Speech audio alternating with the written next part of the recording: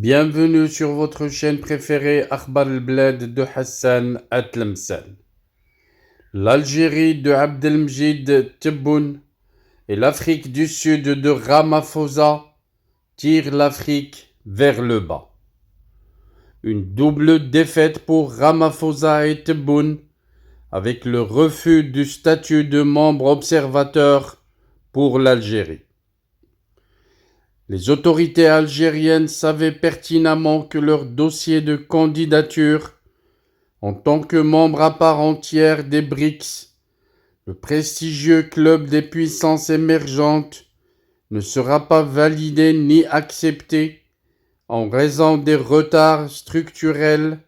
dont souffre l'Algérie, mais le président algérien Abdelmjid Tebboune comptait beaucoup sur l'option du membre observateur qui devait être conservé et réservé à l'Algérie, et ce statut a été bel et bien promis à Alger par le président sud-africain Cyril Ramaphosa. Ce dernier s'était engagé auprès des autorités algériennes pour classer l'Algérie dans une catégorie de pays qui devait être incorporé au sein du futur format des BRICS, avec le statut de partenaire privilégié et de membre observateur, sans pouvoir de décision pour autant, au sein des instances dirigeantes.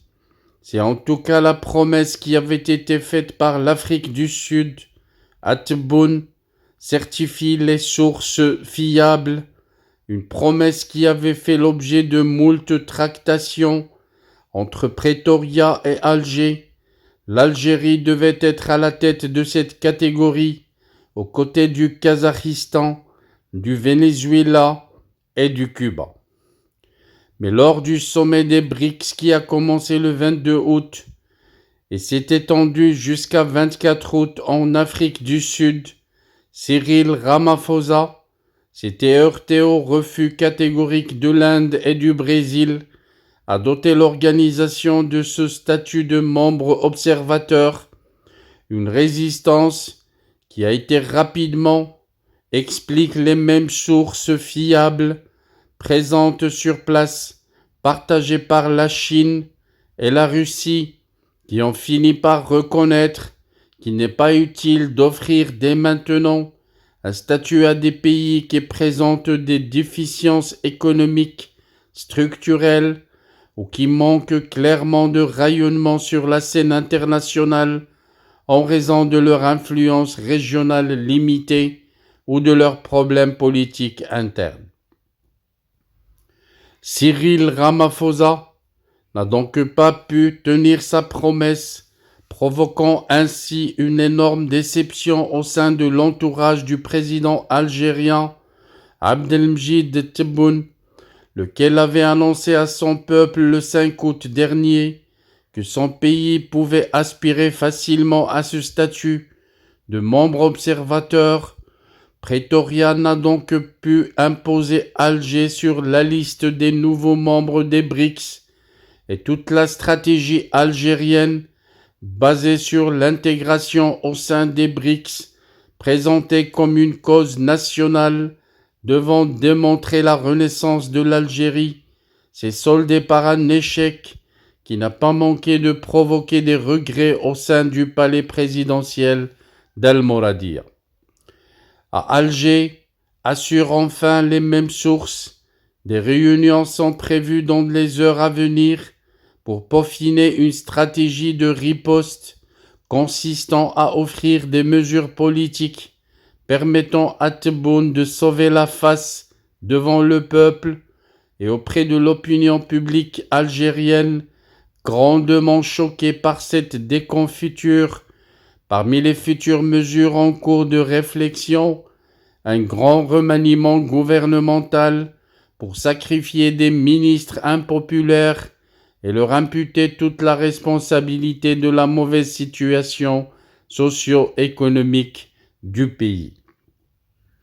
L'Algérie, au lieu de s'occuper du peuple et du bien-être du peuple algérien, a gaspillé des milliards au profit d'un groupe terroriste séparatiste qu'elle a créée elle-même pour essayer de contrer l'intégrité territoriale du royaume du Maroc. Il se retrouve ainsi démuni de toute stratégie économique, de toute force industrielle et économique. Et ce sont là les vraies raisons du refus de son adhésion aux BRICS, car l'Algérie est en train de faire saigner l'économie du pays avec ses caporaux qui ne pensent qu'à contrer le Maroc et qu'à contrarier son intégrité territoriale, quitte à appauvrir le pays et à détruire son économie. Quant au président sud-africain, il aura beaucoup plus intérêt à s'occuper de l'économie de son pays pour ne pas tomber dans le même piège dans lequel l'Algérie est tombée en cherchant à contrarier la diplomatie marocaine et à détruire l'économie marocaine et à amputer le territoire marocain. Malheur à tout pays et à tout régime qui chercherait à nuire le Maroc, malheur à Abdelmjid Tebboune et malheur à Cyril Ramaphosa avec son Afrique du Sud qui ne voudrait pas relâcher le Maroc et le laisser tranquille.